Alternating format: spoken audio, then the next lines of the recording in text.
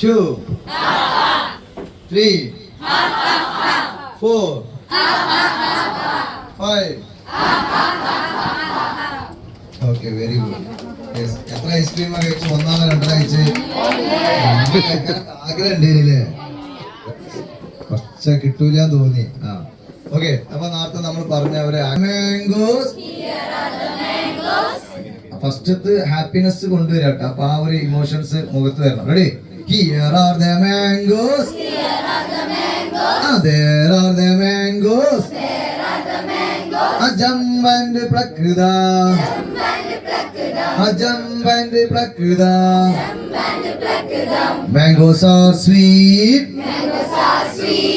Mangoes are sweet.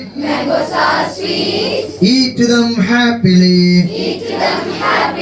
Eat them happily.